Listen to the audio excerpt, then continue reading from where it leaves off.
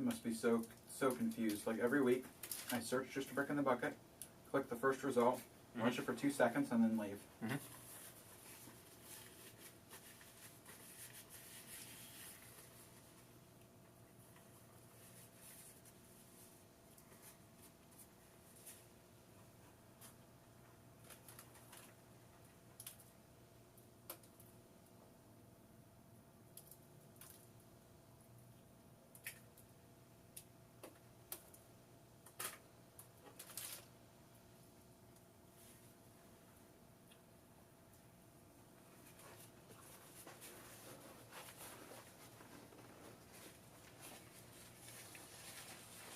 When you search just a brick in the bucket, someone named BrickQuest comes up.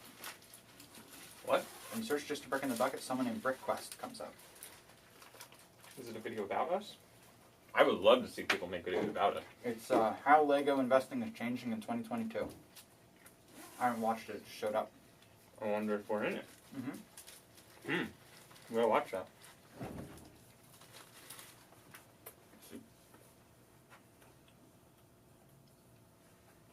It's got 19,000 views.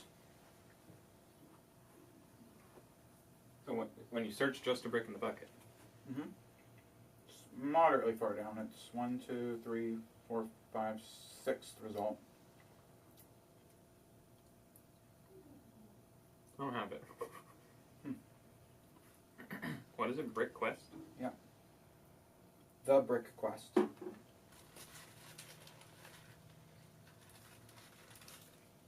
How many? 19,000 views. I only have 1.73 thousand subscribers. The BrickQuest, that is a familiar name. Most of his views have most of his videos have vastly fewer views. Yeah.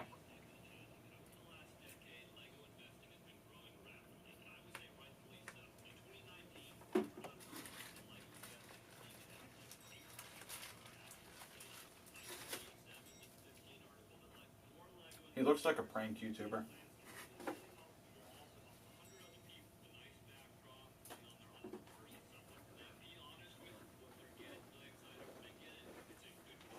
We're probably just a tag, actually. Bet you that's all it is.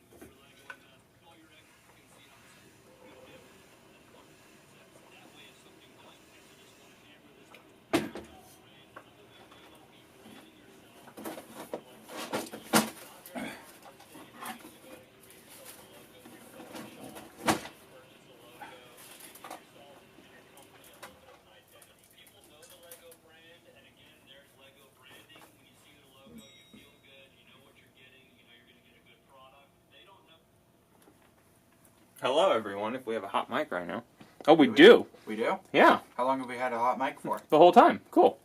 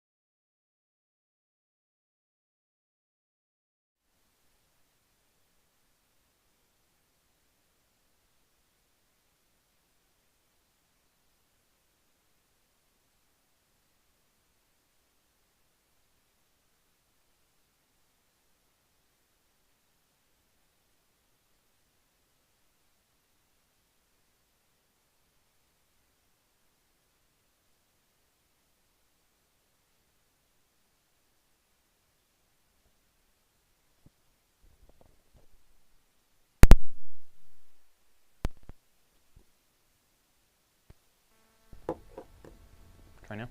Hello, hello, hello. Okay, now we can be heard. Okay. Welcome everyone to another stream. Evan will be here momentarily.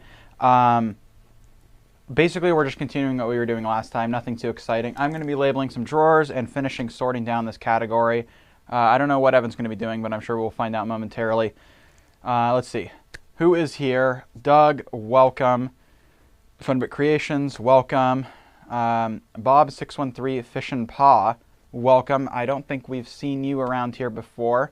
My apologies if we have. There's a lot of names. First time, okay. Welcome. Let's see. Mike, welcome. Thank you for letting us know that we had a hot mic. Hopefully we didn't say anything too incriminating. Harry, welcome. Jeff says we heard everything. Now we got to be worried. Okay, everyone basically saying that now we can be heard. Thomas, welcome to the stream. Thank you, everyone. So yeah, not too much going on today. Yeah, I don't know. I'm pretty bad at doing these intros. You're just taking forever to get ready today. All right. He is like putting the mic on in the slowest way that he possibly can. Just not feeling it today, I guess. Yeah. Sorry, guys. All righty, here we are. Here I am. I hope you can hear me. Yeah. So what are you planning on doing today? I don't know what I'm going to do yet. I will talk to chat temporarily for now, and then might pick something to do. Okay. Well, I guess while I was connecting the mics, I connected the wrong mic. So hence why you could hear us at the beginning. And then you couldn't hear us now. Then you couldn't hear us when we started. Yes. So please let us know if the mics are very loud or very quiet or whatever. Welcome, Ironstein. Great to have you here. All right, so I guess I should get finished. Just in case you guys were not here, able to catch the last stream, basically what I'm doing is we're taking one of our categories. Basically, when we get raw supply, which is basically just like used pieces, we break it down into a bunch of categories, and then those categories get cataloged and stuff. So one of our categories, the large plates category, was absurdly big. Like, we had so many bins of it. And there was just such diversity in it. We've decided to go ahead and break it into a couple categories now. So we've got the like still large plates, and then we've got like these like 2x plates, and then we've got all the diagonal / curvy stuff. So yeah, I'm just kind of going through. This is the last of it, breaking it down into. I have bins under here, but yeah, that's what I'm doing. Camera crooked? Yep. I see. It's okay. Paul set up the stream today. Yes, I did. And I was struggling. We were on our Patreon call, and I was struggling very much to set it up.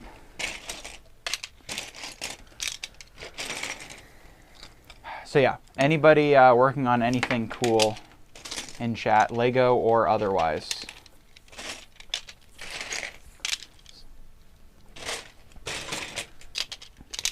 I guess I can sort some minifig torsos. You want to do that?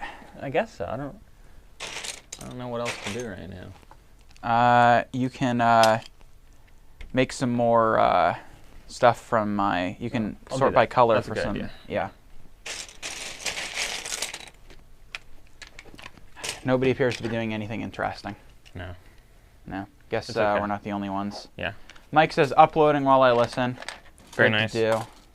Funbird Creation says, how long do till you put in an order as completed if the buyer has left it as shipped for more than a few weeks? I'm building a Darth Vader helmet. My understanding is that you really aren't supposed to mark it as completed. The buyer is supposed to mark it. Or no, the buyer is supposed to mark it as received, and then I think you can mark it as completed. Once it's marked as received, we cannot touch it. Okay. Like we physically actually cannot change it. So usually if it's marked as shipped, I used to mark it as completed if it was like a month plus away and it was delivered. A month plus from when it was delivered. So I would check all the tracking info and stuff, make sure it got there, and assume that it was completed. Also, if they ever left positive feedback and they didn't mark it as completed, which happens sometimes as well, I would also mark it. But now I just kind of don't touch it. because it takes a lot of time when when you have a lot of orders and stuff, and it doesn't actually affect anything.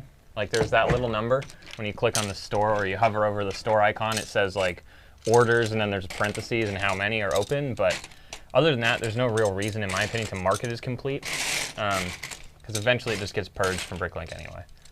And to my knowledge, it doesn't change the fact once it's been marked as complete, like that they can do anything or can't do anything. So I don't do it anymore. But I used to just do it like a month or so after the tracking information showed that it was marked as complete.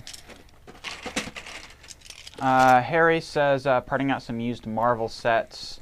Gary says, working towards 500,000 parts, 20K away. Wow. Congratulations. Nice. That's We've been working a our big way milestone. towards 300,000 parts. Yep. And we are about 40K away. We've been working our way there for a long time. February Creator says, I can't type today. I don't put as completed, just was wondering. Yeah, I don't think it's bad if you mark it as completed. I don't know if there's a rule or something in the BrickLink terms that say the buyer's supposed to do that. I just no longer do it. Tobias says, is it possible to sell your own collection if you have a professional shop? Should I just buy the thing off myself and then add it to the company? That totally depends on how your company is run. The larger the store, probably the more official, it should be.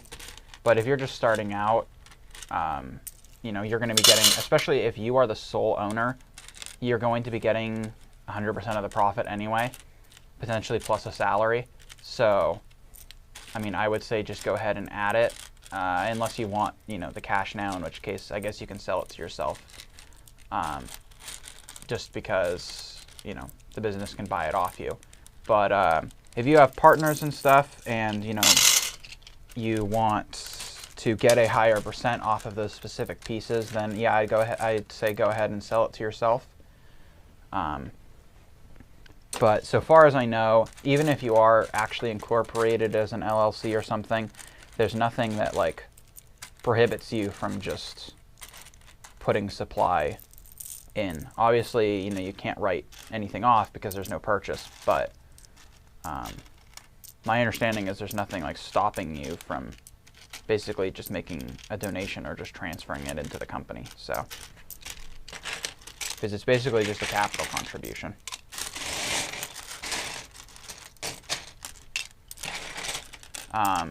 What we have done when we first started, did we actually ever put in, because we put in money, but did we ever actually put in any of our own pieces? Parts? No, I don't think so. No.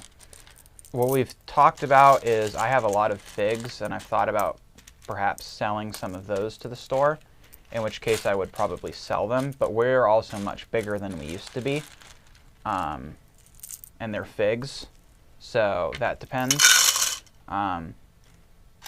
If you make the company cough up cash when it's still very young, that's going to hurt it, right? If you have a very restricted cash flow, then making it pay for those sets is going to hurt expansion in the long run. But as you grow, if the company can just eat it, then basically you can get some money out of it. Bob613 Fish and Paw says, just got a lot this morning that I need to sort. Looks like possibly Lone Ranger 79111. Good stuff. He says, right now working on minifigs to part out or keep whole. That's a hard decision. Yeah. We basically decided to just, we had this huge bucket of minifigs and we just took it apart. Yeah, initially I went through and all the ones that were actually completed minifigs that were easily recognizable and stuff I listed, but then we were, had like two bins, two little, we don't have the bins here, but the shoebox, I think they're 8-quart or 6-quart bins. Yeah, we had like 2 of those full of minifigs that were built, but they were not real minifigs. So just broke it up. They were real Lego, they just weren't. Right, they were not Lego branded minifigs. It was random heads with random torque. Sorry, they were Lego branded. They were just not official Lego. They were mock figs. Sure, there you go. They were their own created figs. So we ended up just parting all that out. I added tons of legs a couple weeks ago. Some torsos were added last week. And there's still a bin of torsos down there, and then like half a bin of heads and half a bin of like wearable like backpacks and helmets and stuff. So, but we tried to list as many completed as we could.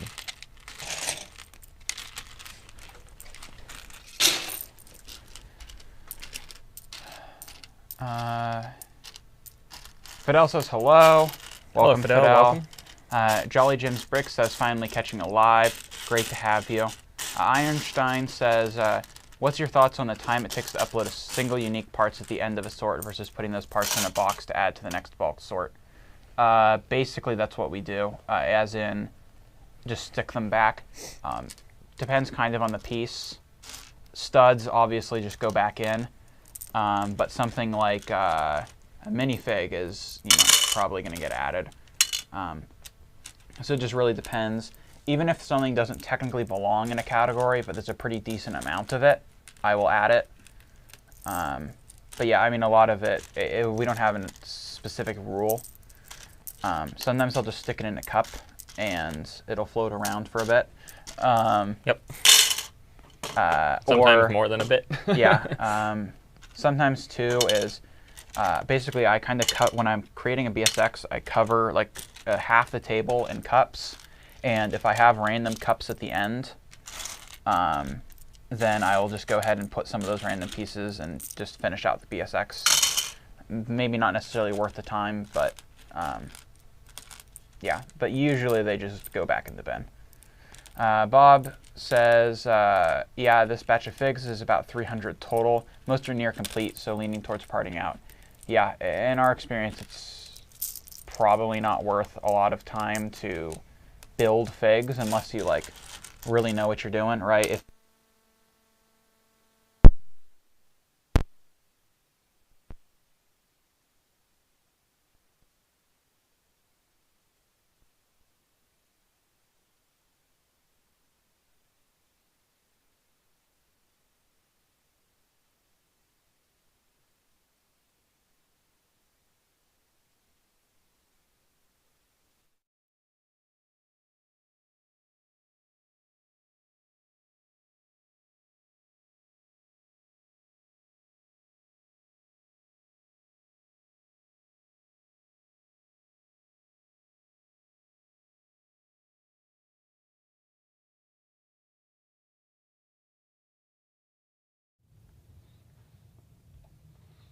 Okay, you should be able to hear us now. Alrighty. What were we saying? I don't know. Star Wars. Lego Star Wars. Sorry. There's a lot of audio problems with this stream. Yeah, so Paul was talking about Star Wars figs and stuff. And then I said, speaking of Star Wars, there's a new Lego game coming out. Like, soon. That's a new one. That's a nasty piece. Yeah, I hate that. Yeah. Did anyone play, like, the Lego Star Wars, the complete saga or any of that stuff? As a kid or an adult? Yeah. Because Paul and I will be playing Lego Star Wars, what's it called, the Skywalker Saga, I think? Yeah, we have a minor interest in the Lego games. Putting it mildly. We've 100%ed several of them. It's been a long path since we were children. Yeah. And I don't play video games. No. That's really the only video game I have, I think. But yeah, we will be taking, we've committed to taking some days off after it comes out, and we are going to play it. So perhaps there will even be a stream at some point, but I don't know. Paul doesn't want to stream it. I think it might be kind of fun. But some of the adult language that we use, these games are, they're not good. Who knows? This one could be great. No. No?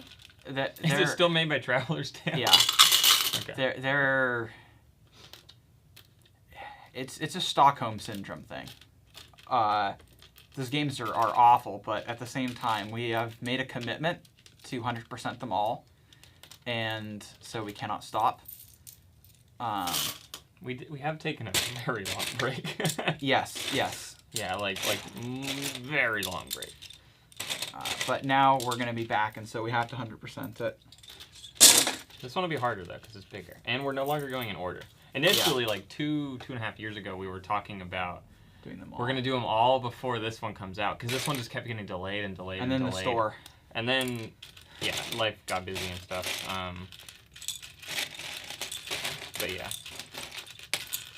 So we did not 100% all of them. We got Lego Star Wars The Complete Saga done. Indiana Jones, very Batman. quickly. Indiana Jones 1, Batman, Indiana Jones 2, Harry Potter. the first one, movies 1 through 4. That was the worst one. That was the worst one by far. Was Pirates the next one after that, or was there a second Batman? No, I don't think we've done the second Batman. Okay, yet. so there was the Pirates of the Caribbean. We didn't quite finish that one, I don't think. I don't think we got to the end of that. Close. We're pretty close. That's the one we stopped on a while ago and kind of just never picked it back up. So we're still a few away. Quite a few away from the current released one, but or currently about to be released one. We'll have to go and backfill them. Yeah. So. Dangerous Panda says, how much food do you consume per day? Doing all of this considering the muscle and brain power. Well, there's not really a lot of muscle. I would say we do stand a lot, but... I wouldn't say there's a ton of brain power for half of this either. No. Sometimes there is. I would say that... But like right now, what we're doing is very mindless. Yeah. Being the reason that's why we're able to talk to you while we're doing this. We do our most mindless tasks during the stream. Yeah, it's hard to focus and talk with you guys and do a task at the same time. But I mean, I wouldn't necessarily say that many of the tasks we do are complex, but some of them are very focus intensive. Yeah, we didn't answer the question though. No. How much food do we consume? Dangerous Panda. Dangerous Panda. How much food do you consume per day doing this, considering all the muscle and brain power you're using? Probably. You not enough, me too much. Maybe that was what was intended on being a joke or sarcastic. We don't do this. What do you mean we don't do that?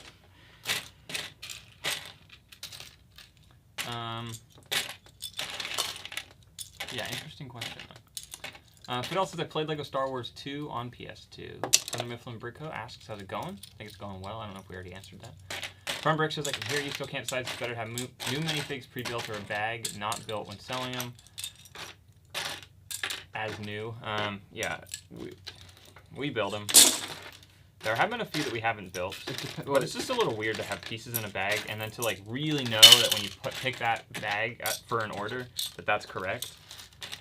So we've built them in the past for the most part, but I know there are people who do both, or who some people do one, some people do the other. Einstein says I've played about 2 hours of video games since starting my BrickLink store. Funbear Creation says, plus, been catching up on all the baseball spring training, so I have just gotten to watch the baseball over the past 6 months or so. Nice. Do you watch sports anymore? Occasionally. Now that we don't have live TV, it's gotten harder. But there's usually a few things that are on here. Can't stream? You can some. Some of them are really expensive because you have to pay for the live TV package of whatever streaming service you're using. Huh. Like Peacock though had the Olympics and stuff, so I watched all that. There's a few things that have stuff, but it's not like a TV channel that. I mean, you pay a lot more. That's why you're almost paying cable prices once you to have a few of the streaming things if you want all the live sports and stuff and the live TV. It's like at that point, you to an extent, almost might as well just have cable in terms of pricing.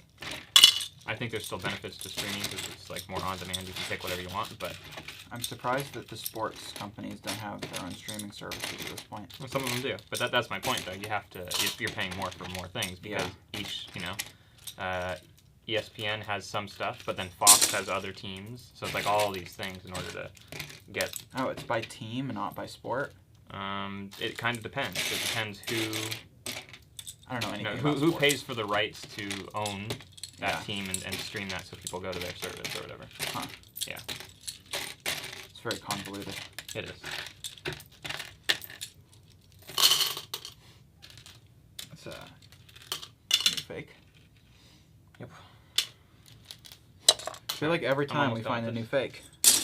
Or you just forget about the pre-existing ones. Ironstein says I played about 2 hours of video games since starting my BrickLink store. Yeah, my playtime has significantly dropped. But I guess I've also replaced things with other hobbies. Well, not necessarily. I mean, no, that is good.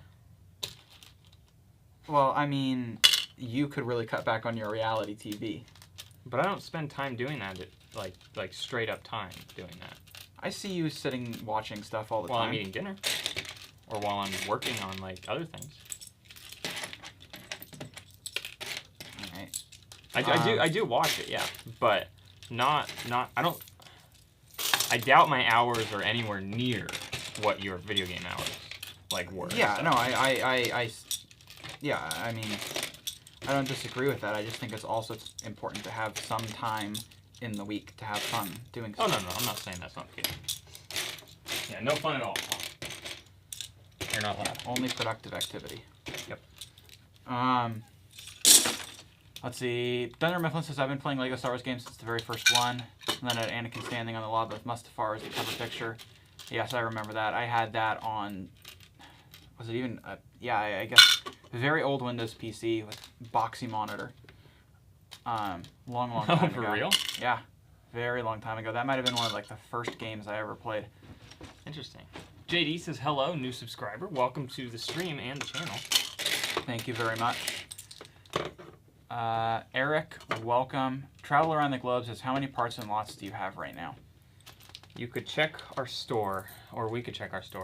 About 260,000 pieces and about 13,500 lots.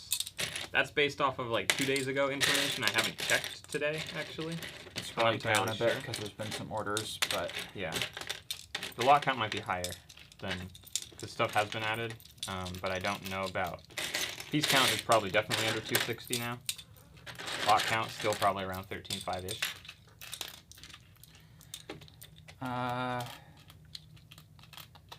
Funbrick says, considering getting the MLB TV subscription for the season, my favorite team is the Red Sox. Plus, I watch other sports here in Australia. Other than baseball, I don't really watch any other U.S. sport. Any comment on that? Yeah, so MLB TV, at least when I was looking at it, they don't have the Dodgers, and that's the team that I like. So it didn't make sense for me to do that. ESPN didn't have Dodgers. I think it was only Fox Sports West, I think, is the official channel that owns the Dodgers for streaming purposes and stuff.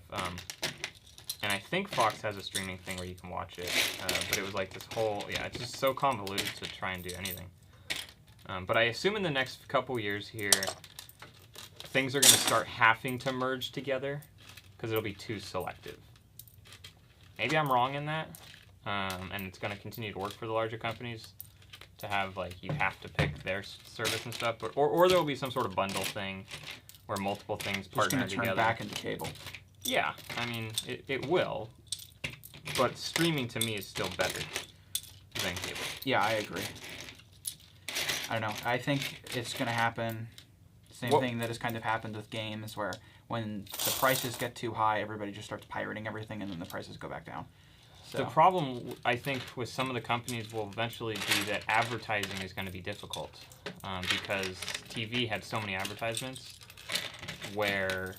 But now you just get your ads fed to you 24/7 through search results and everything. So you're probably still... Actually, you probably consume more ads now than you did when you were little watching TV. But streaming doesn't have ads.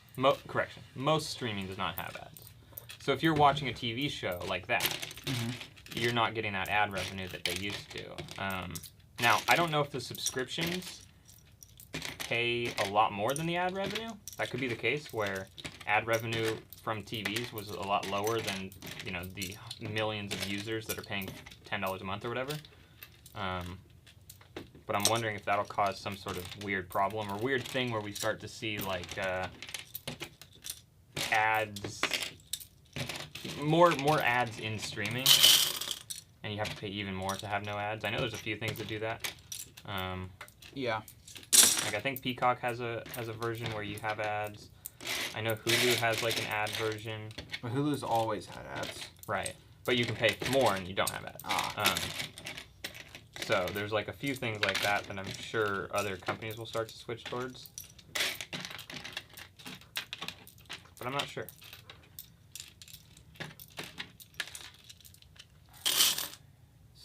Bob says, I finished identifying what the figures are, but now I have to figure out which direction I want to go next to create the BSX file for the parts. Understandable, that's a tough thing. Eric says, I put like 200 hours of Rust bi-weekly. I have way too much time on my hands. Man, I don't even know if I play... 200 hours bi-weekly? That's very impressive. Yeah, that's... I mean, wow. that can't be accurate, but like, No. that's a crazy number. Fidel says, would she prefer DS or PSP? I am not a handheld person. The last time I played a handheld game was, man, I think like Pokemon Heart Gold, Soul Silver, which was like, was that elementary school?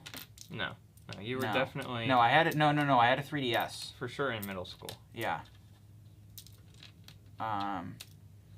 So, yeah, actually, because Soul Silver came out before the 3DS, so I had a 3DS, so it couldn't have been that late. So, yeah, but I haven't really played a handheld since then. I mostly play on PC. My dad and my brother, Dunder Mifflin says, my dad and my brother recently got me hooked on Minecraft. I've played the Pocket Edition for years, but they started playing Java and got me hooked. Yeah, good game. We've been playing Minecraft for...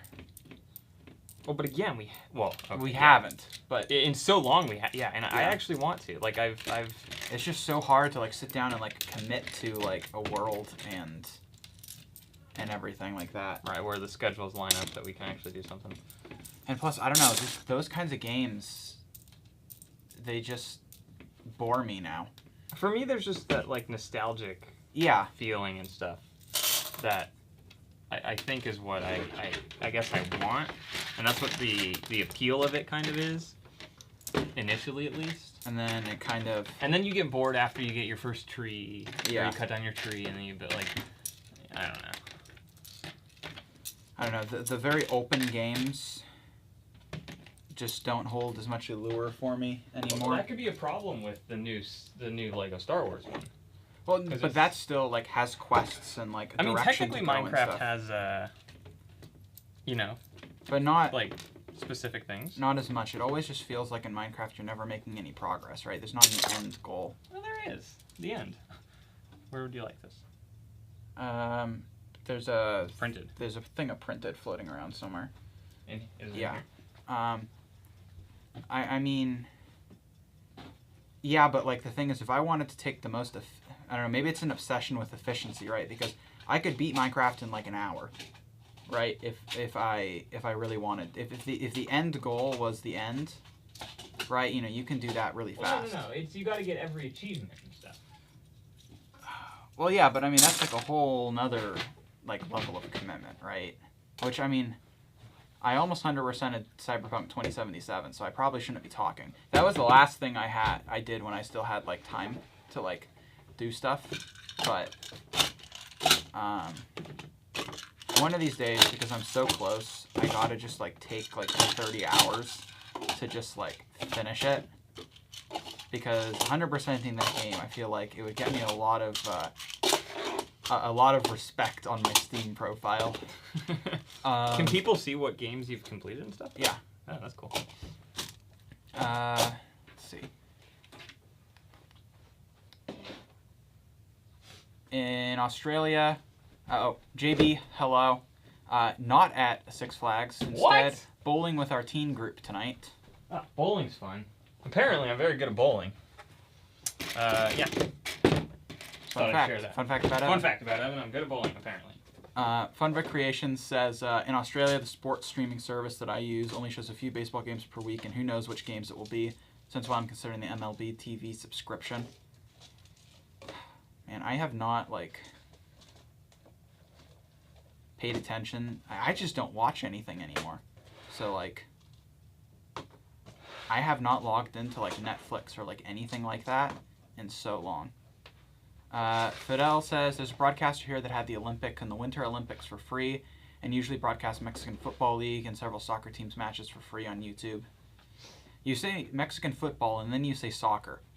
So, are you talking about American football in Mexico, or are you saying that when it is being played in America, even if it is on a Spanish streaming service, it is soccer?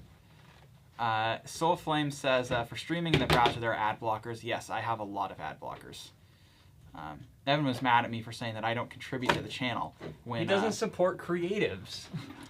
I do on Patreon. If they're worth my money, then I will pay them. If they're not worth my money, then I'm not going to pay them. Plus, I mean, it's like so much content, they don't even like get anything because it contains like a quarter second of copyrighted music. So the poor meme makers. See, in Australia we have a small baseball league here in the summer. Eric says, this is the guy who had hours in Rust. I have 4,000 hours in Rust. 200 hours per week is a low average. But, like, there's only 168 hours in a week. That's what I'm saying.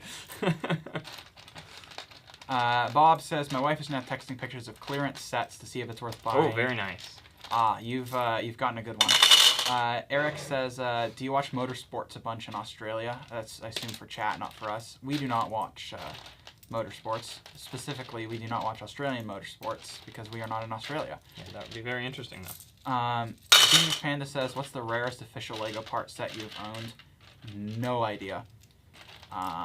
Rarest is a hard word. Yeah. Most valuable? Davey? No. Oh, you're talking about the store. Yeah, I assume so. Oh. Maybe Black Pearl? Probably. Yeah. I don't know, because rarest is a hard... Rarest is only as, I don't know. I haven't looked at all the numbers. I don't really analyze that stuff. Yeah, if you're talking about, like, personal sets, I think one of the better ones I have is the Cafe Corner that I love. It was the first modular they came out with. I don't even know in terms of what I have. I have some old space sets from way back in the day that I inherited from my dad. Inherited makes it sound like he died. He's still alive. He just gave them to me. But those are probably pretty rare, but honestly, I'm not actually sure. I'm sure there's some stuff in the attic, though, that's pretty rare. Fidel says, I get played when playing alone. The less friends that play, the less time I commit to video games. I never really was that much of an online person, although almost everything I play now is online because really the only time that I make is on Sundays and Wednesday afternoons to play with friends, so that's really it. Cheryl says, good afternoon. How can you identify what sets printed and stickered parts are from? If you have Brick Store, you can go ahead and search. You can go ahead and find the printed part, and then if you click on it down in or BrickLink there's on BrickLink there's a page which like can list what sets it was on, like a little link if you go to the part.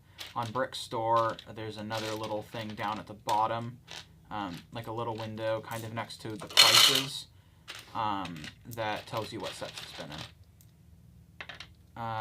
Eric says, I pirated Cyberpunk day one on release, only game I've ever pirated, also the last. I don't really believe in pirating games, but also had a feeling that it was not going to be good.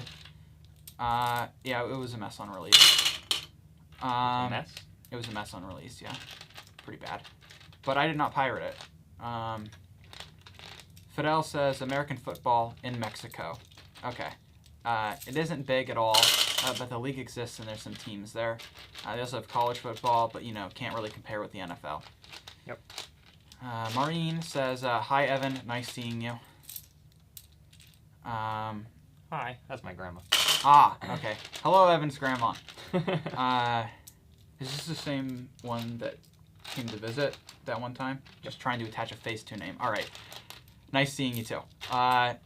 Doug says, oh, classic space. I assume that was in reference to talking about the rare sets. Yeah, I have a couple of those. They're not like together though, but they exist in the collection. There are pieces in a bin. Parts, like chunks Yes. of sets in a bin. Yes, Yeah. but they should all be there. Funbrick Creation says, oh, that was to someone else. Funbrick says, my go-to computer games are Sims 4, Euro Truck Simulator, and I have phases where I play a lot and then don't play for a while. Did you play Sims? I know I did a little bit when I was younger. I played Sim City. Where Yeah. you built a city, but that's nowhere near Sims, like the whatever. What was the other game you used? City Skylines? City Skylines, yeah. Similar to Sim City, where you build a city, or you're like you design it and everything. That was a good game too, or still is. Like I think it's still like it's a pretty relatively current game. But I just don't play many games. No, you don't. But I guess I can't really talk anymore. Cheryl says, thank you. What is Brick Store? I don't have a store, just a grandma with tons of bulk Lego, as I love to sort and put them into sets. Brick Store is like a inventory management utility for Lego stuff. It's like a moderately robust search engine. You can also like create spreadsheets in terms of like pieces, and you can like attach remarks and stuff. I think we have a video on it. Yep. If you just search Just a Brick in the Bucket, Brick Store, it should come up. Or Brick Stock. Or Brick Stock, because Same that's what thing, it used to be called. but it used to be called that. JD says, for business, profit, and tax purposes, how do you determine your part per cost when parting on a new set? Well, we can't really give tax information because we're not certified. We have to do it on an average because we don't actually count how many parts come from a source. So if you get the average of what you spent for that source over the course of the average of what you spent over the course of the whole year, and then how many parts were added, that can give you a rough estimate about what each piece was, and then you can kind of calculate your cost of goods sold. But unfortunately, it's incredibly unreasonable to expect to be able to calculate actually every single part cost, just because we're dealing with literally hundreds of thousands, if not millions, of individual parts. So you kind of need to find an average, and then that helps you get your cost of goods sold at the end of the year.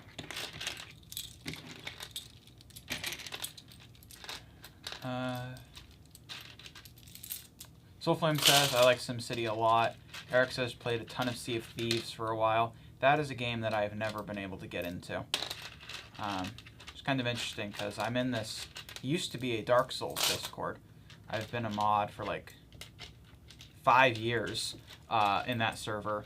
And it used to be a Dark Souls server, and then it slowly turned into a Sea of Thieves server. And I'm still a mod there, but I have never played Sea of Thieves and probably never will.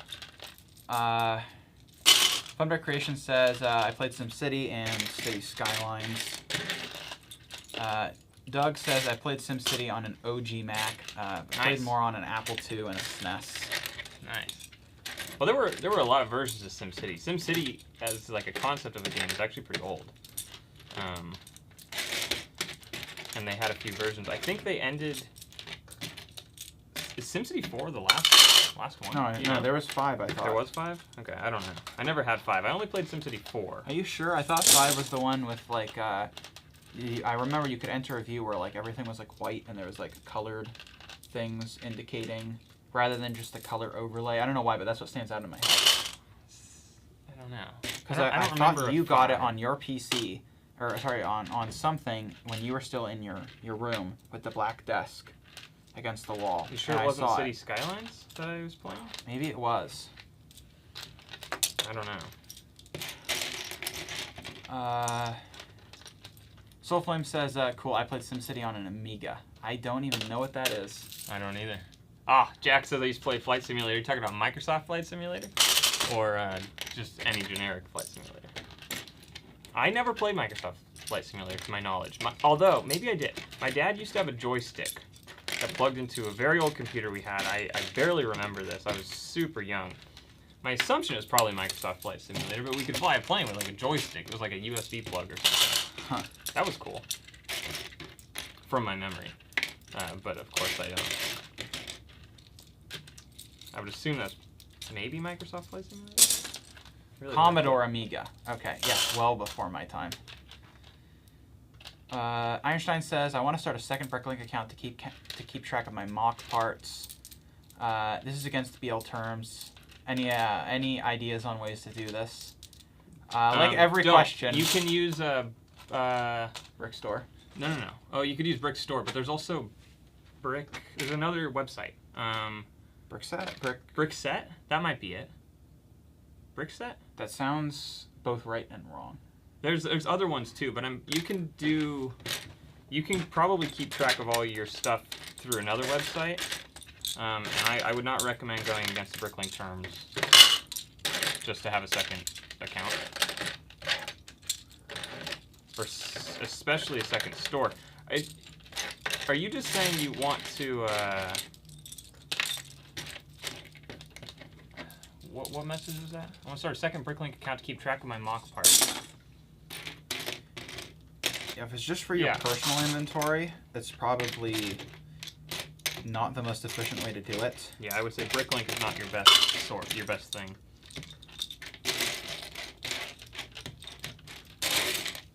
And we're not just saying that because it's against the terms of service.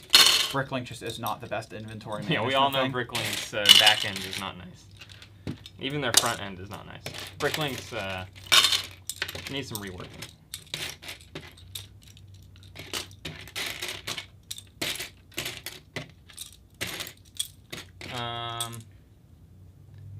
Bob says, I found Harry Potter set at Walmart for $60. The part's out over 3 times. Very nice. Jack says, X-Plane 11. Rebrickable. That's the other one I was thinking of. Okay. Yeah, Rebrickable is probably a good one as well, and Brickset. I think those are both probably good things to use. So Einstein says it makes so easy to have a wish list and buy all the parts in the same site. You can actually export wish lists from, I don't know if it's Rebrickable or Brickset, but you can export wish lists to BrickOwl and BrickLink, I believe. So you can actually still make that purchase, and you can build it all in something else and then just make a purchase on your account. So that's an option, and probably a much better UI and management for you to kind of organize what you need or what you want and all that stuff.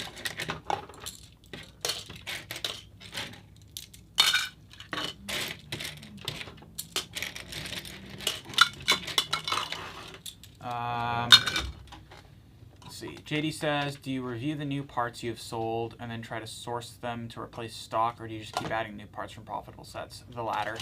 New parts. Yeah, we don't really try and... It's just going to drive up cost, so... Also, we don't focus on new nearly as much as we do, as much as we did. So, with new, I think unless you're at a point where you are large enough to make bulk purchases from LEGO directly, trying to keep stock of specific pieces is probably not worth the cost,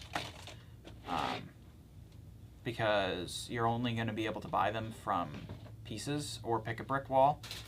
Sorry, you're only going to be able to get them from sets or pick a brick wall, and so, you know, you're going to end up paying quite a bit more. But in terms of used, it's a lot easier. I mean, you're still going to get random stuff, but it's a lot easier also to kind of do some math on what is likely to come in, so you can have a good idea about what is being stocked. But still, at the end of the day, it really has to go to, what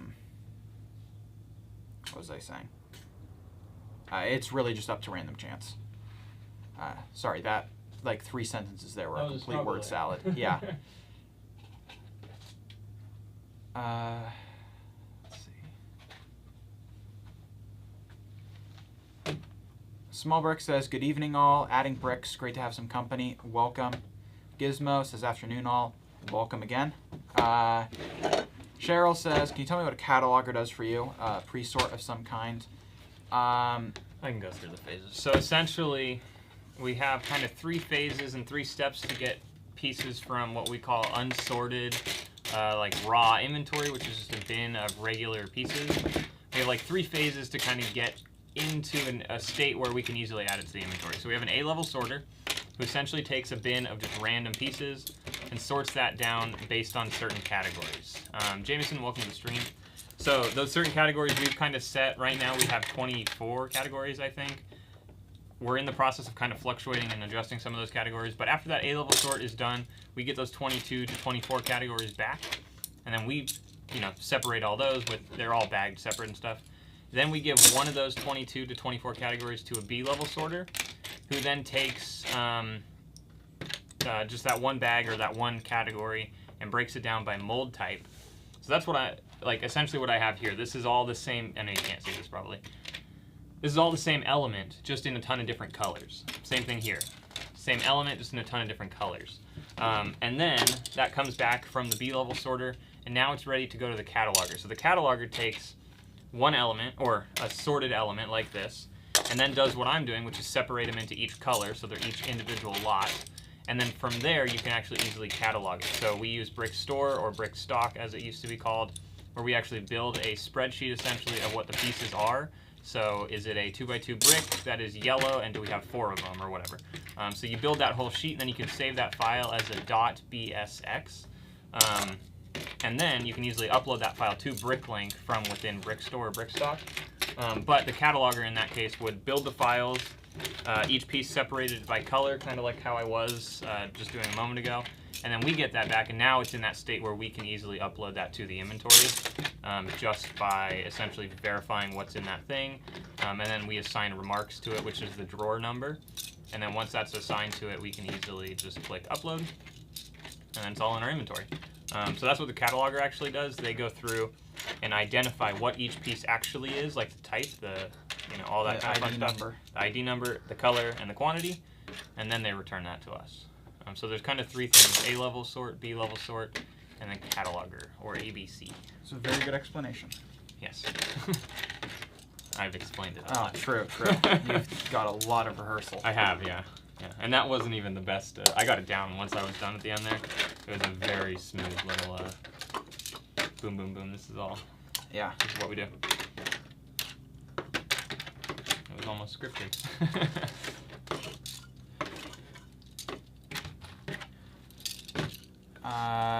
JD says, at what point in your process do you inspect and clean the used parts? Well, they get inspected throughout the whole process. Basically, everyone believes that it is their job. It is everyone's job. It is everyone's job, but kind of how we want to stress it is that everyone should be removing fakes and bad pieces, and we don't want to have diffusion of that responsibility, right? Let's see, what was I about to say? In terms of cleaning, after the A sort, so certain categories cannot be cleaned normally, like things with electronics, stickered pieces obviously cannot go through the wash, so those don't really get cleaned. In some cases they might get hand washed, but more or less those are basically just as is. And everything else then goes ahead and gets cleaned once it's in its after it's been A-level sorted. So that's how that goes. Cheryl says, thanks for the explanation. I love to sort Lego, and that is the same process I go through after washing first. Yeah, we originally had wanted to wash supply first, but the issue is there's a lot of pieces that are going to get damaged from going through the wash. So, we want to split those out first. David says, what's good? Welcome, Hey, David. How are you? Cheryl says, is an expected rate of sort hours per pound for each level of the sort? Is that a question? Yes. I think what they're asking is how long does it take? It varies based on the bin, because some bins will have a ton of small little 1x1 pieces, and sometimes it'll just be a ton of big pieces, depending on the source and everything we get it from. So, or just depending on what gets pulled out. Like, not even directly, just as we build two bins that we put together for A-level sorters are never the same. Hourly rate per pound. I guess we'd have to do an average of that. 20 minutes. But that 20 minutes is like, if you only have 1 pound, it's not going to take you 20 minutes. It's going to take you a lot more than that, I think. But once you have like 10 pounds, then on average it's 20 minutes per pound. So it really depends, I think, how you're doing it. 20 minutes, does that sound right? 3. Yeah, possibly. 15 to 20 minutes, I think, per pound. But it depends. And that's not hard evidence, necessarily. That's based on information we've gotten back from people. So we've never actually sat down and timed them objectively. Right. And I don't know if they've actually timed themselves. Or just said, I think it took about 5 hours or whatever. Yeah.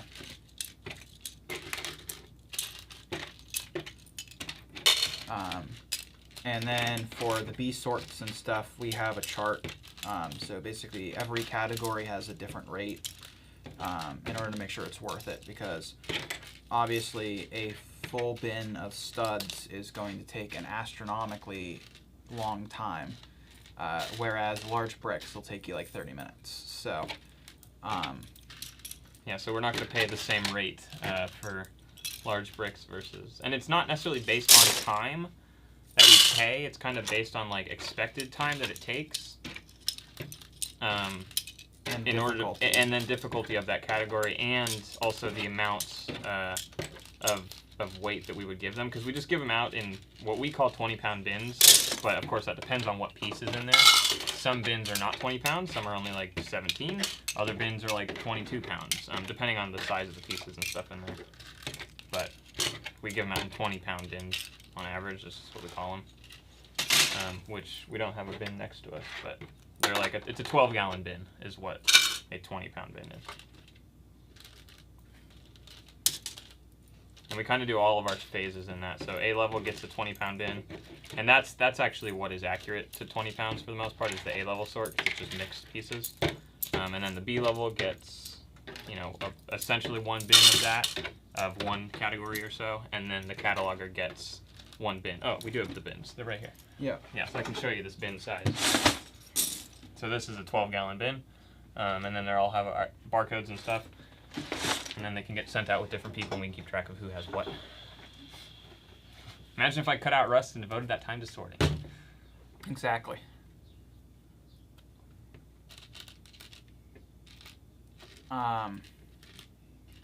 Ironstein says, is there a market for used stickers? I've been keeping stickers that I've peeled off on pieces of wax paper. Am I wasting my time?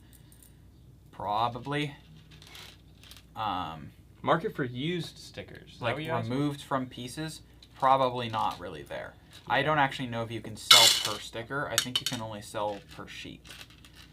Now, what you could do is take that sticker and put it on the piece that it belongs on and sell the piece. Yeah. Which and in our Patreon call, Doug actually mentioned that earlier. That might be worth it.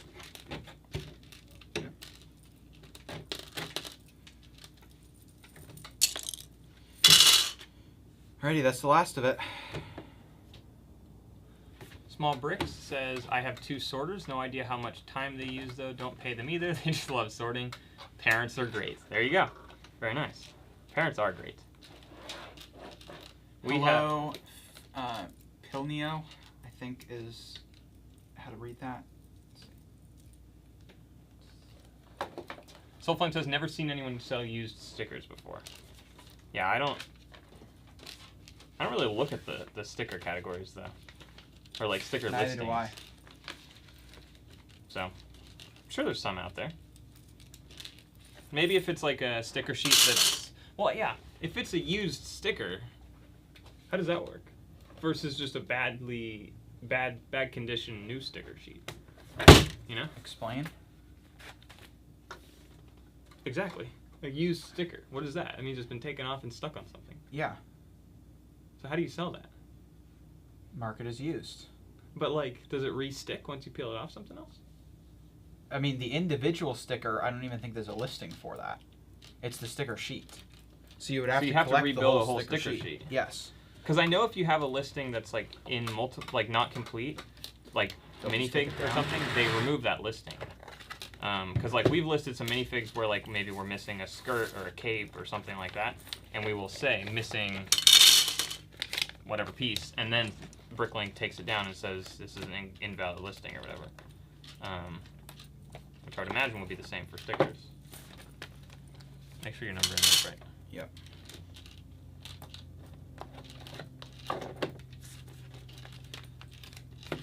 Fidel says, I've sold incomplete sticker sheets. Interesting.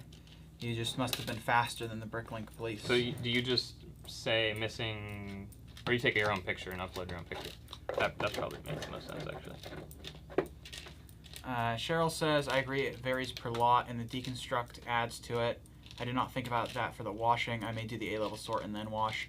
Most of my lots are 7 to 8 pounds and take a weekend to do from start to finish, not including drying time. Yeah, so the benefit with, if you mean the whole process and you're doing like, let's say 8-pound lots or even 10, the benefit to trying to do it in a larger group is like we might get, say 200 pounds of A-level sort back, and now we do have a full bin of B-level sort for whatever category we're talking about. And that's the most efficient way to do it, because then you can send out a whole bin of B-level sort. And to B-level sort one category is a lot quicker and more efficient than it is to be sort 2 categories in a similar time period, because you're working with the same parts and everything. And then again, once that comes back, you know, you can build up a little bit of a buffer and then catalog it. The cataloging is hard though, because there's so many different elements and everything. It'd be impossible to actually build up enough of a buffer, you know, where you could have a full 20 pounds of one element, unless it's like 2x4 bricks or something. Maybe you can pretty easily, but you know, imagine trying to fill up a 20-pound or 12-gallon tote full of 1x1 round plates, like studs. Like, you know, that would take forever, and the amount of pounds you would need to have processed before you'd have that filled up to be ready to be cataloged would be like crazy. I don't even know, like probably thousands of pounds, just A-level sorted before you even, and B-level sorted before you get there. So that's the benefit to doing it in like larger batches, is that it becomes more efficient over time. Although Cheryl, I think she said she's doing this for fun. Oh wait, hold on, or is that a different person?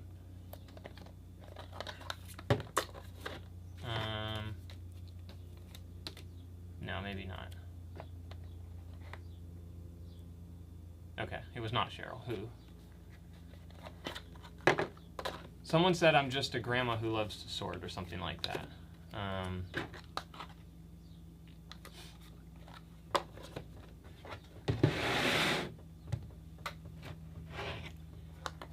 But Cheryl, it sounds like you're selling.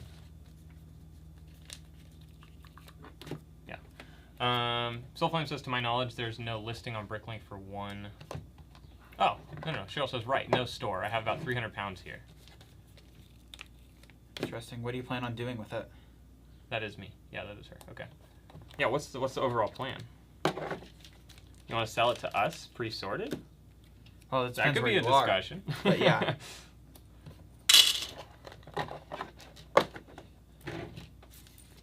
JD says, where do you find the bulk of your used parts? All over. We used to have a supplier. We don't really work with them anymore. So now, basically a mixture of Facebook Marketplace, Craigslist, eBay, very little eBay. Almost everywhere. Yeah. Anywhere we can find. People contact us. Garage sales, although I don't really like waking up early. So, I mean, I would say most people seem to have the most success with Facebook Marketplace. There's also other places that are like Nextdoor, like the app and stuff, the market, neighborhood marketplace type apps. What we, haven't published yet, but one of our plans is to basically just have a continuously running thing on Nextdoor saying that we will buy. And, you know, see if people will approach us there. And Smallbrick says, what is the main reason you are going mostly used? Seems like way more work than new, even though it's cheaper to buy. Well, yes, it is cheaper to buy. The total margins are slightly better, but really it just turns way faster. And we just got 2 back-to-back orders. from different sources? I think so. That's always concerning. Like, it's good that we just got 2 orders. But yeah, we got one on BrickLink, one on BrickLink, same minute. Hopefully they didn't have the same pieces in them. Also, if you only buy new, you are completely limited by what currently exists in the marketplace. These are real. Trash, though. They're Cracktons. Whereas if you buy used, you are limited by every piece that has ever come out. So, Adam Yarber, you must have been that person that we just got 2 back-to-back orders. Actually, yes, that was the name on the BrickLink order, I think. Yes, Adam, thank you for your order. We appreciate it. Just a heads up, there was one more order that came in about 4 seconds before yours did. Hopefully you guys didn't purchase the same pieces, but yeah, there is a slight delay on. We will reach out to you if syncing. there was a problem. Yeah. That very, very rarely. I don't know. Has it ever happened that we've actually had? Yeah, it happened once between BrickLink and BrickLink. It was like within the same few minutes, and they both bought dark green 2x2 bricks. Okay. Yeah, I remember this. That was the only time we've had a true sync problem where, because Freedom only checks every 15 minutes, I think, for an order, so, or something like that. Adam says, how do you determine the line between sellable used and too damaged / scratched, etc. to sell? I don't know. Paul and I both have different ranges in which we kind of consider things sellable or not. We've had one problem where someone reached out to us for the quality of the piece. Well, I guess a couple things. One, we had stickers that were too crooked, which was fair. So we learned on stickers what is considered to be too crooked. And then we had one minifig head that was slightly scratched, or was it marked up or scratched? Yeah, that one was our mistake. That should not have been listed. Other than that, though, at least to my memory, unless you remember something else, we have not had a problem where quality was an issue. There have been a couple things, like a tile that was broken, or a plate that got broken or something like that. That makes sense. Which probably happened in shipping. Exactly, yeah. We wouldn't ship, like, one of them was like a 6x8 reddish brown plate that was cracked. We have had fakes before, though. As shameful as it is to admit, we have had fake pieces go out. Now we double check every single order. Well, and we also have more people on hand touching the parts now in our system, so it's no longer just one person or 2 people trying to put stuff together. There's a minimum of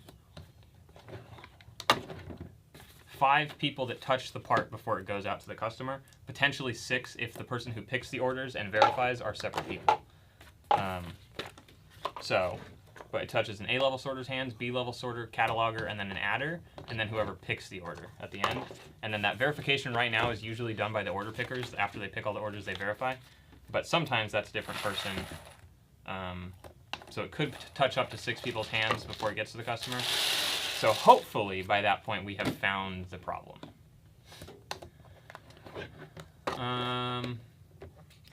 Eric says, how do you decide what makes someone a good contractor?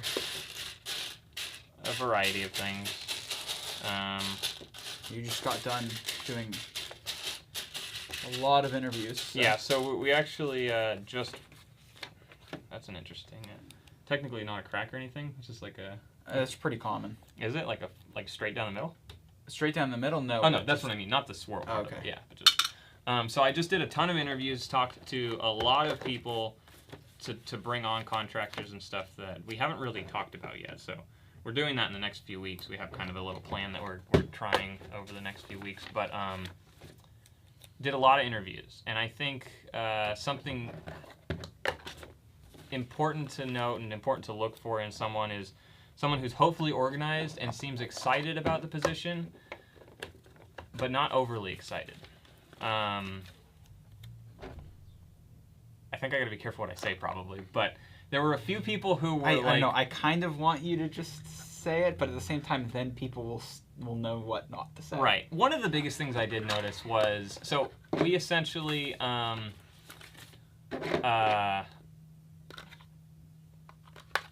posted something. Sorry, I guess we'll just say everything, or for the most part. But at the same time, I actually don't want people to learn to not say the specific thing. Oh no, I'm not going to say all that stuff. Okay.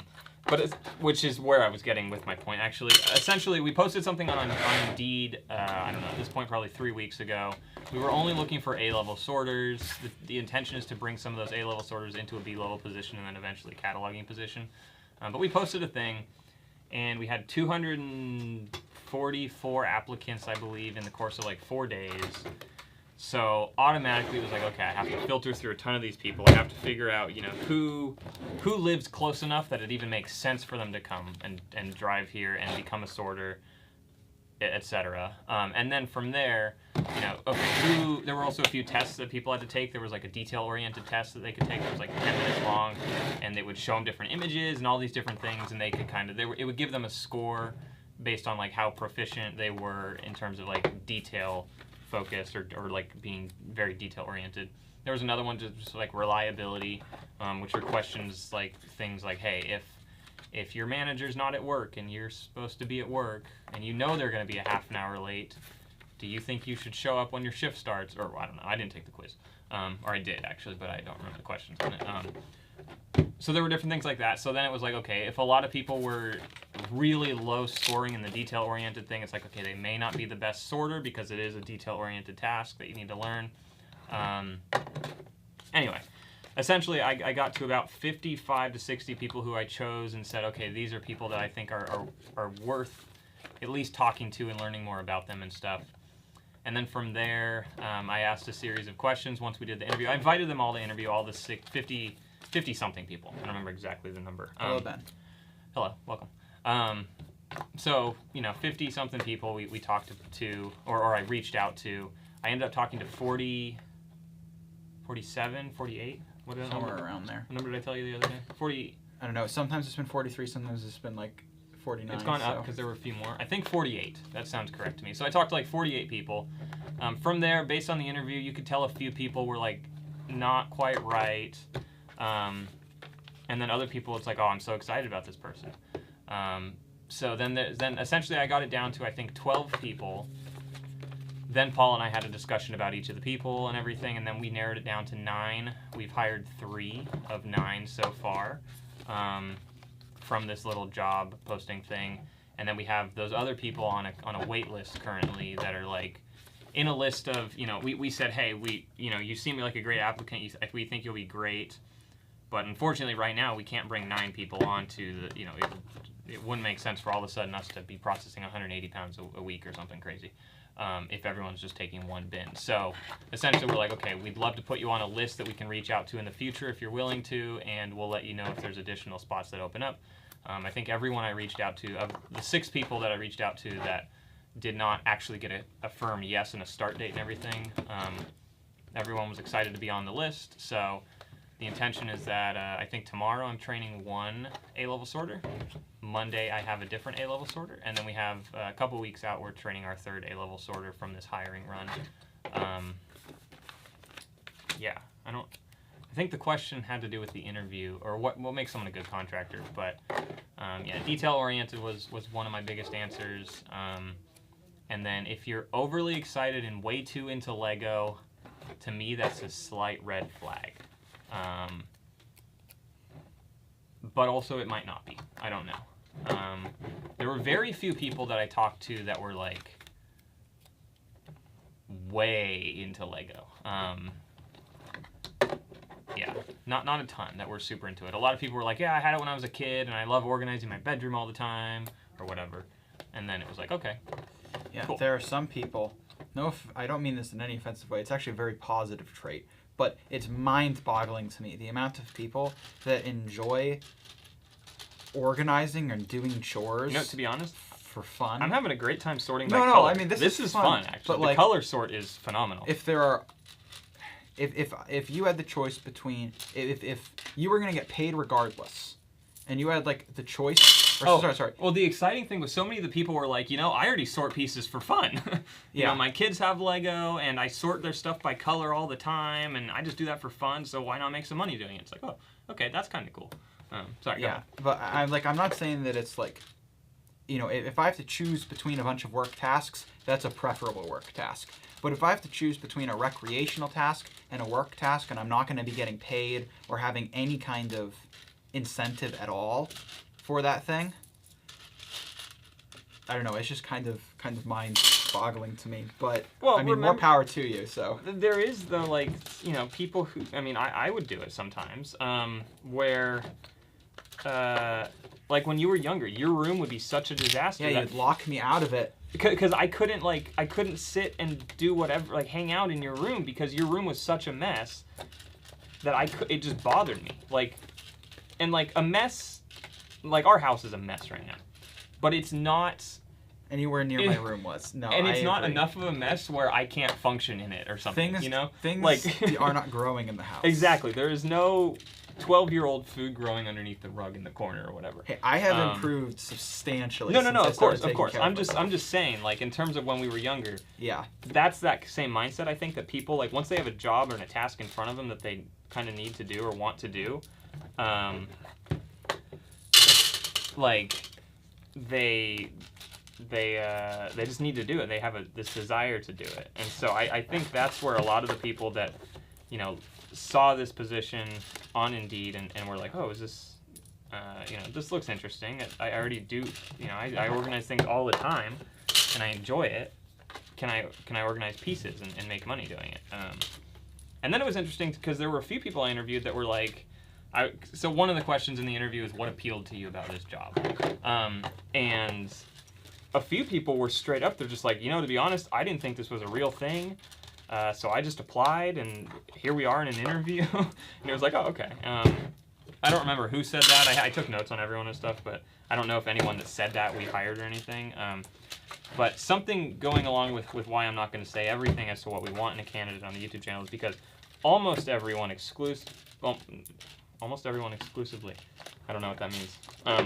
Almost everyone that I interviewed had mentioned, yeah, I looked up the company and I found the YouTube channel and it's really cool. So being that we're out there and we're looking for people to come on, we can be transparent with what we want, but we can't let someone build this fake profile for themselves so that they get the position. Because then it's just a waste of time for everyone. If after 2 weeks you're not working out, we've spent all the time and energy hiring someone and training someone and paying someone, and now you're going to leave. And so that's why I don't want to quite say everything that we would do. There were a decent amount of interview questions, a lot of discussion as to what, problem-solving type things and all that kind of stuff.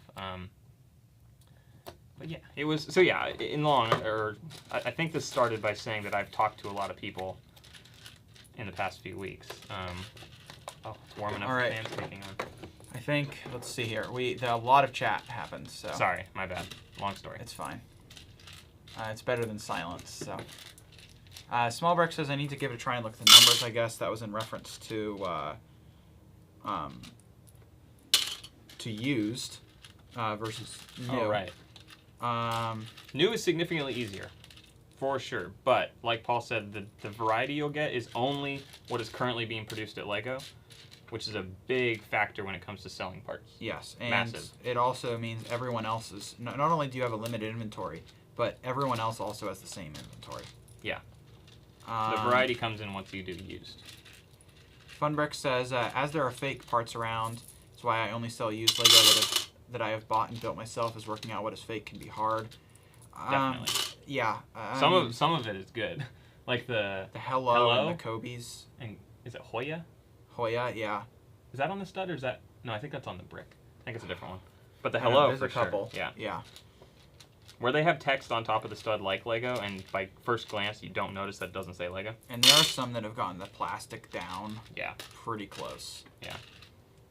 With the Kobe, you can only tell on a couple colors. But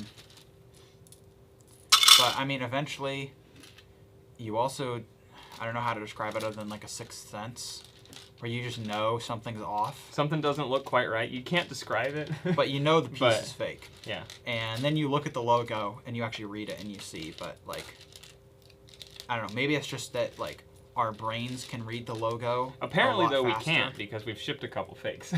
Yeah. Yeah, so. But I mean, I would say we still pull out of bulk. a lot of fakes. So. And the key with when we ship fakes, not that it's a defense or anything, but I would say the majority of the time, it is in a lot of a ton of the same piece. Like a ton of 2x2 bricks, or a ton of 1x2 tiles, or something like that, where it's like, okay, they ordered 100 of them, or 1,000 of them, or 500 or whatever, and, you know, we're not...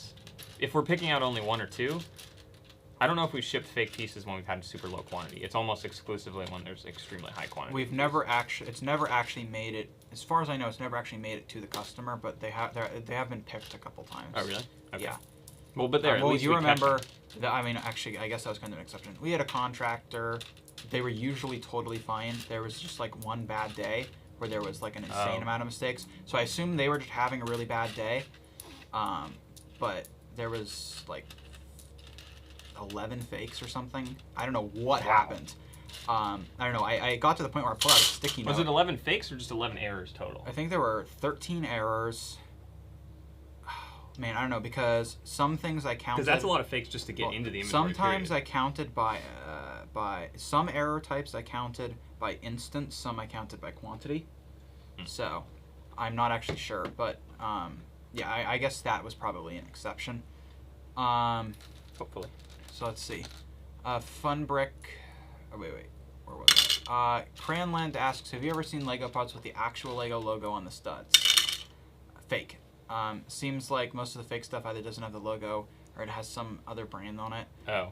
There was only one piece that I mean, I still don't know. It could just be bad production. There was a Thanos fig that had the Lego logo, but it just like had like really poor... Is that the one we had in the bag up there for a long time? Yeah. Just had really poor production quality. Everything was kind of loose. The color was kind of off. Yeah. It could be real and just was a bad batch. I don't think so. But it really felt fake, but it had a Lego logo on it. Yeah, I don't think there's a ton of companies out there truly ripping off Lego in terms of putting the exact logo on. I mean, something like that is going to come likely from overseas, because I feel like it's going to be very difficult here to do that without getting caught. And even then, we might be selling some of that, but it's close enough that it, you know... Yeah. Not that it's okay that we're selling that, but, you know... If there's actually no way besides scraping off the plastic and sending it to a lab for us to determine that it's fake, then honestly, I mean, the weight's probably different and stuff, too, but... Yeah. I mean, there's a certain level where it's like... I mean, obviously, if someone did do our parts and did that, you know, we'd probably give them a refund because I'd kind of just be impressed. Oh, absolutely, yeah. But... And I'd be very curious then to know what percentage of all of our stuff is knockoff Lego that's actually Lego branded, or like a true rip-off of Lego. But I mean, the thing is, the BrickLink community as a whole is ridiculously forgiving. We try our best to get people to accept a refund anyway, but it is not uncommon for people to email us and say, hey, just thought I'd let you know I don't want a refund. But I'm missing a piece or whatever. But I'm missing a piece, or there's a fake, or, you know, something has been damaged or whatever. And so, it's almost frustrating when the customers are like, I just want to let you know, so you know. Yeah. But don't send me the piece and don't give me a refund. It's like, I don't know, on our end, it just doesn't feel like we've done the right thing. Usually what I will do is I will issue them credit anyway. Yeah, that's the next best step. A coupon where they get a certain amount Unless off. they're like, if they explicitly state, I don't want credit, I don't want a coupon, I don't want anything, then obviously I'm not going to give them anything, because there might be some other weird reason that they don't want it. But, like, maybe it's a shared account. But, you know, on the whole, people are extremely forgiving, so the chance, unless you have a big problem with fakes, if a fake goes out, it's extremely unlikely that someone is going to come after you for it. Jamin says, there are no fake Lego parts that say logo on the studs. There's probably basically no Lego parts that say fake Lego parts that say Lego on the studs. I'm sure some exist, but like I said, it's so absolutely remote. There's probably so few of those and so many real pieces that the statistical chance that you would get one is like virtually zero. Doug says, actually there have been reports of this with some of the parts being sent to Lego for investigation. It's pretty rare from what I understand. Cheryl says, yep, I love to sort and organize. It relaxes me. Excuse me. Cran says, I'm always worried about getting fake Excuse me. I'm always worried about getting fake stuff from the aftermarket. Rumor on rare fake ones that also have Lego logos on them. Yeah, see above. Funberg Creation says, if I had my own house and was living by myself, I'd expand the store as much as possible to see if it could develop into a profitable business. Yeah, it's already eating into the house. We now have bins inside. Yeah, in the family room we have we'll get shelved very soon, but there will be an entire 15.5-foot wall full of 12-gallon totes. That will now be our back-end storage to expand for catalogers and stuff, and then hopefully we don't expand into the house any further. Hopefully we'll be able to... And we'll be out of the house completely, including the garage. Yeah. Yeah, that'll be nice. I want a garage. Einstein says, does anyone have a favorite part and color? Mine is a trans red 1x1 plate. First Lego piece I remember playing with a kid. I can't say favorite piece, but I definitely have a few favorite colors. Oh, favorite color? I think mine is dark azure. Oh, really? Yep, dark azure. This color is such a nice blue, in my opinion. I would paint a wall that. But medium blue is pretty nice as well. Coral is also pretty nice. Yeah. Dark turquoise, but I don't think I'd paint a wall that color. No, it's too much. The lime is pretty nice too. Let's see, I'm trying to think. I like the lavenders.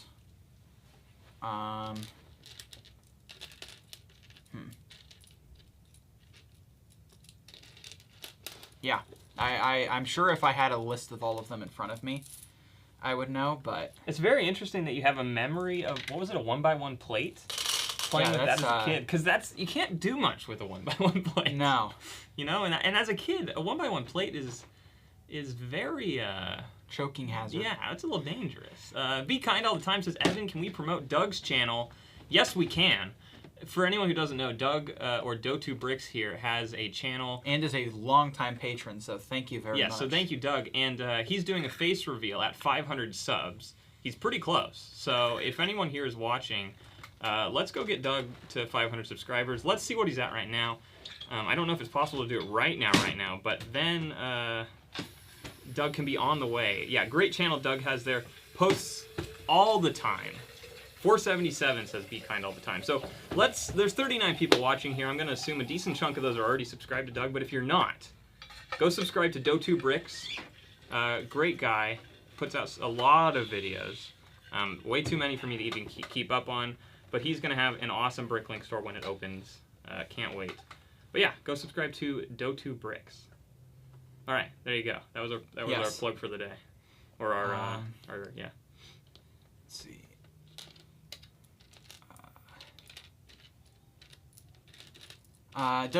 Doug says, I also feel there's an opposite. Few pieces that you flag as non-Lego, which actually is Lego. Yeah, definitely. Absolutely. The amount of things Paul has thrown away and then later be like, is this Lego? And I say yes, and we find it. He's like, oh, I already threw half of them away. Yeah. And then we're not going to go dig them out. But like those orange... yeah. Orange something. What were those? Orange... They were like a tube thing or something like that. Yeah. I don't remember what those were, but it was in the Technic category, I think. Yeah, I thought it was like a cut-up piece of... What are those like fake guns that like make the popping noise? I used to have as a kid. There was usually like a revolver. Yes, a cap gun. Oh. I thought it was a cap from a cap gun, but no, it was a real Lego piece. Yeah. So, yeah, there's a lot of stuff that I've thrown away, and unfortunately, they're probably some of the more valuable pieces because my assumption is a lot of people also throw them away, so they might have a higher scarcity. Yeah. Just a rough guess in March, what percentage of your sales were new parts versus used? Not looking for the number of parts sold, but more the total sales volume. About a third in the past few months has been new. This month is probably going to be similar to a third, but considering we haven't added new, it could be closer to a quarter of our sales. Keep in mind, though, we did start with entirely new.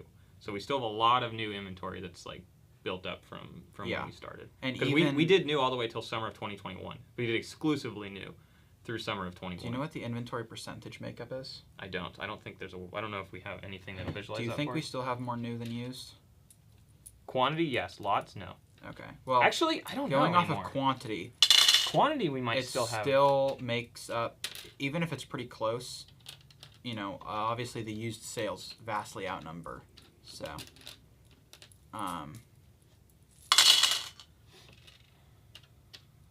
Also, JD, just in case you didn't know, because it sounded like you were kind of trying to avoid asking us about our numbers, Some of our financial information is public. We do a monthly sales recap. We don't go into our costs, but we do kind of go into revenue. We do go into revenue. And March will be coming out, I promise, at the beginning of April, as will the other two. Actually, it's on our schedule. We did our weekly planning meeting. Yeah. I know I've said that, but it'll be coming out. So yeah, if you're interested, we also do a year in review. If you want to go back to January, you can see our numbers through January. Unfortunately, oh yeah, if you go to December, you can see our whole last year. Yeah, we don't publish our costs because I'll just say it, we don't want people to know how much profit we're making. So yeah, that's not in there, but you can still get a pretty good idea in terms of like what can be expected in terms of revenue for a store of our size with lot count and everything like that. Daddy O's Bricks, also known as Bill, says, "Hi everyone, late to the party, but I made it. Welcome." Soulflame says, "I had a dark blue gray hinge that was half transparent. Production errors can happen sometimes." Interesting. That's cool. Yeah, I wonder if you could sell that for a decent amount if it was real Lego. Because I know misprints can go for a decent amount. Is that like they're changing the plastic that they're extruding with, and there's probably a certain amount of pieces that they just... I don't know how Lego production works exactly, but... Doug says, "I'm less than a month away from having had a video out every day for a year." Yeah, that's amazing. Yeah, we can in absolutely no way, shape, or form say that. No freaking way. Not even close. Doug says, "I was away from the laptop listening, and I personally like purple in general. Lego purples are nice. The sand colors... Sand, yeah. Are sand nice. Blue, I like, actually. I don't have any sand blue here in front of me. But yeah, sand blue's... Oh, I do. Sand blue's a cool color. Because it's like a muted blue. Yeah, I don't know. That always reminds me of Lego Star Wars stuff. Sand blue? Yeah. Really? Because a lot of, like, the Separatist stuff has that color. Let's see. Also, like, Maersk blue.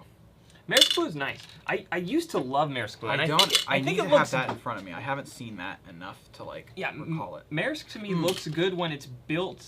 I like the yellow. The bright light yellow. The Maersk looks good when it is paired with other colors. On its own, I don't like it as much as I thought I did. But with the light bluish gray, like the train, I love the Maersk train. Probably most people ask me what my favorite set is. That's generally my answer.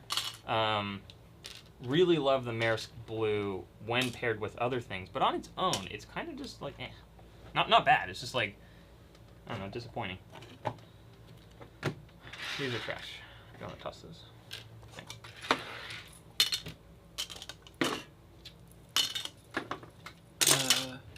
Let's see, Funbrick says, "I'm over halfway to getting 500 subs. Nice. Congratulations." Fidel says, "I once found a black plate with a plastic bubble in it. The one I sent to you, Doug." Cheryl says, "Sans purple is nice." I have sand a bunch. purple. We don't have much sand purple. No. We only have a couple. It's very rare that we come across it. It's one of those colors where I look at it and I'm like, is this the color I think it is? Yeah. It's one of those you have to ask. Like medium orange. Yeah, the other day. We have to ask, is this actually medium orange? Then we have to go to the inventory, pull out a medium orange piece. Yeah. Figure out if it's actually real. Let's see. Be Kind All the Time says, "I love the color purple. Purple is my favorite color as well. Not necessarily the Lego purple. I'm actually not a huge fan of the Lego dark purple. Although I do like the lavenders, but purple is my favorite color." Funbrick Creations says, "I'm about 3 months away from 600 videos." Wow. That is a lot of videos. I don't know how many I have. No clue. Couldn't tell you. Be Kind All the Time says, "Dark red do be a super nice Lego color." Indeed it do. Dark red is nice, yeah. Do be it do. Ironstein says, "Gotta run. Thanks for answering my questions. Love the channel. Great for having you." Are you continuing, or are we on our way out? I'm done. I gotta go to work in a little bit. Okay. Then we are almost done here. So, last questions or comments, I guess.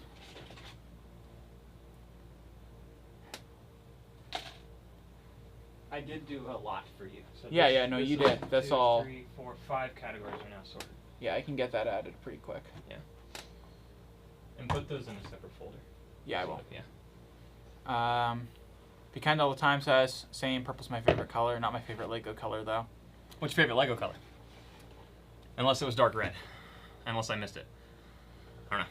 Jamin says, what color do you come across that breaks easily? Dark red. Blue as it ages, dark red as it ages, reddish brown as it ages. But I feel like Like, dark as they get red old. almost doesn't even have to age. Sometimes, like... Really? Yeah, I think it's very heat sensitive. Oh, maybe. Yeah. I wonder how many of your sets, as maybe if we ever get them down from the attic and stuff, we're going to have, like, heat broken. damage just because of the heat and stuff from the attic. I think it really depends on the color. Yeah. Also, blue, I don't know if I'd say blue breaks easily. I just say it discolors a lot. No, blue gets really brittle Okay. as it gets older. Yeah. Right, I remember Blue- we took, blue we and took a blue reddish piece brown. outside and you stepped on it and it cracked. Well, no, and Bricksar had a whole video on blue. And then we had that reddish-brown piece that broke in transit. And then the guy who emailed us said, hey, this piece is broken. Do you mind shipping out a replacement? And then he also said, I found that's normal with reddish-brown as it ages. And then I had a reddish-brown in my hand, and I was like, well, let's see if... And it just shattered when I squeezed it like a little. So reddish-brown as it gets older. You were here when I did that. I'm sure I was. I You just don't remember remember that? anything. Okay, yeah. Yeah, so... Yeah, let's see how many subs Doug is at now. I'm curious. I hope at least 485. Let's take a look. If anyone has it open, that'd be quicker than me doing it. Bob says, thanks for all of your help in videos. Still have a few other questions. 483. So close. Let's get Doug to 485 before we leave. If we can. I don't know if it'll refresh every time I do that. But Doug has 586 videos. Congratulations, Doug. That is... Amazing. Okay, wait. Let's see how many videos we have. Yeah, I want to How know do I do now. that? Probably the same way you did for Doug. So we have 278 videos. Wow. And our little tagline still says, follow our BrickLink and Lego selling journey as we as we work to grow our BrickLink store to over 1 million pieces. I guess that's still our goal, apparently. I don't know. Okay, let's check Doug's channel real quick. Wait, is Kyle still in the logo? Yeah, we're all still in there. Okay. All right, we might not get Doug to 485, but what did we get him? 6 subs? That's something at least. So thank you guys for watching. Also, if you could like this video if you enjoyed it, that'd be awesome. Thank you to everyone who was here. I think there was a lot of good discussion today, actually. Yeah, it felt like a was very good stream. informative stream, which was fun. So, yeah. Eric, play less Rust. Play a better game. Lego had a couple of periods of bad production. You can Google it, and it will tell you the years and the colors. Interesting. Huh. Alrighty, I don't think... Let me check Doug's... How do I have to close the app, do you think, to I really want to see Doug at 285. What it caches. I don't know. 283 still. Alright. That's okay. So thank you guys so much for watching. Yeah. We will see... we will see you all in the next one. We're just going to cut the stream off here if you just want to click the end button. Because I'm far away from the thing. So yeah, thanks for watching. We'll see you all next time. Subscribe to Doug.